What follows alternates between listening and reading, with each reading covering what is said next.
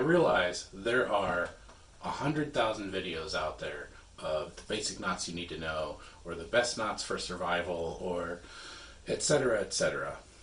I want to show you some knots that you probably already know, even if you don't think you know how to tie any knots. We're going to start with something called an overhand knot, and we're going to build some other knots off of that one. If you were to pick up a rope and somebody said, tie a knot in this rope, an overhand knot is probably what you would tie. So an overhand knot is like this. The rope crosses itself and the end goes through the loop. That is an overhand knot. This is also how you start tying your shoes. If you learned to tie your shoes like most people, the rope will cross and go under. Now, an overhand knot is not the strongest knot, and it's not the easiest to untie when it's pulled really tight. But this is the simplest knot because you probably already know how to do this, or this is just the most natural thing to do when you try to tie a knot. So now you can do the overhand. The next thing is called a stopper knot. Now, a stopper knot can be tied a lot of different ways with a lot of different types of knots, but if you just tie an overhand knot and pull it tight at the end of a rope, this is a stopper knot. All a stopper knot is a knot at the end of a rope that keeps that rope from sliding through something. It stops it. That's a stopper knot. Now keep this stopper knot in mind because this is going to be important here in a second. The next knot we'll do is called an overhand on a bight. Now a bight is just a bend in the rope. This is called a bight. So if we get a bight in the rope, so we get a bend, and then we take that double strand of rope here. So this is working exactly the same way as the overhand. Crosses over, but it's two strands held together, and it goes under.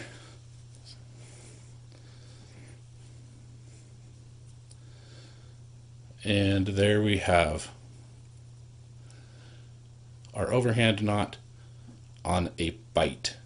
If we pull that tight, that gives us a loop at the end of the rope, and that loop does not slip. Now let's talk about a different type of loop that you can tie with an overhand knot. And this is one of my favorites that I like using. This is called a Lariat Loop or a bowstring knot. So first we're just going to tie an overhand knot here towards the end of our rope or the end of our string, and then we're going to take this tail and then we'll lay our overhand knot, and we want it kind of loose, just lay it flat. And this part right here where it crosses under, we just want to loosen that up a little bit like so. Now we're going to take this tail into the rope, we're going to bring it around, and we're going to cross over this, under this one, and over that one. Like so. So there's our overhand knot, and there's that tail going through there.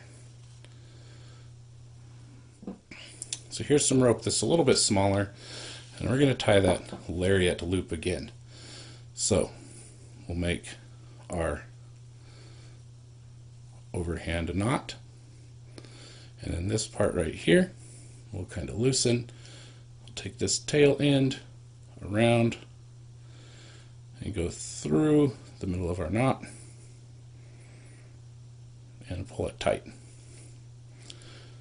And now you might be saying, that looks like it can slip loose pretty easily there. So this is where a stopper knot comes in. So here's our little lariat loop. You can see the tail end comes through here, and maybe we're worried about using this as a bowstring or a lariat, and we're worried about this sliding out, which it could if we put a lot of weight on there. So let's take this tail end, and we're just going to tie an overhand here, and we're going to make a little stopper knot right there. And now that stopper knot keeps this from sliding out, and we've got this little lariat loop. Now, perhaps one of the most common places for an overhand knot that people learn and that a lot of people mix up is in a square knot. So to tie a square knot, we'll start with an overhand knot. I'm just going to use two different colors here so it's easier to see. So we're going to go over and then under, and there's our overhand knot. And to tie a square knot, we're going to do that again in the opposite direction. So the rope that went over is going to go over again and through. And this is a square knot. You cross these over the wrong way and it can end up looking like this. And this is sometimes called a granny knot, and this is not a very strong knot at all. It tends to just pull loose very easily. The trick to tying a square knot, especially in rope where you don't have two colors and you can't see which is which, is to just remember which hand is which. So the right goes over the left and under, and then the left goes over the right. And there's your square knot. Alright, and the last knot that we will tie using the overhand knot is called a water knot.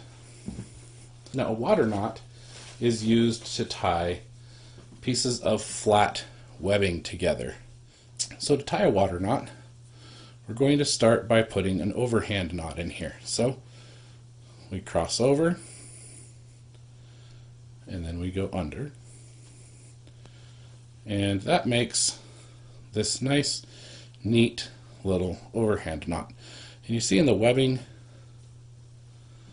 it lays very flat. All of these are very flat, no real bends or folds in that webbing. So to finish the water knot with our other end, we're going to take this end of the webbing and we're going to lay it on top of our piece here, and we're going to go backwards through this knot. So we'll take the tail end here, and we'll take the tail end of this piece of webbing, we'll lay them together, and then we're just going to slide this piece of webbing kind of along this one, and we're just going to follow it backwards through this knot. So it's going to go in the back, and it's just going to lay flat. It's going to lay flat across the front here.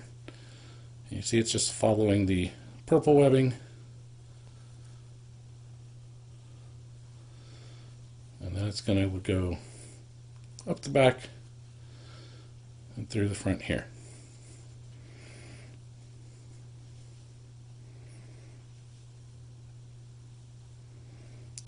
So it's just followed that knot through. And now I've got this overhand knot with two pieces of webbing going in opposite directions. And now when I pull this tight,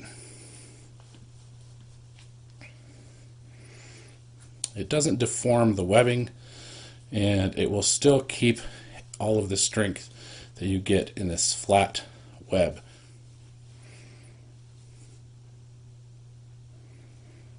Alright guys, there you've got 6 knots that you can tie using an overhand knot, which is something you already knew how to tie.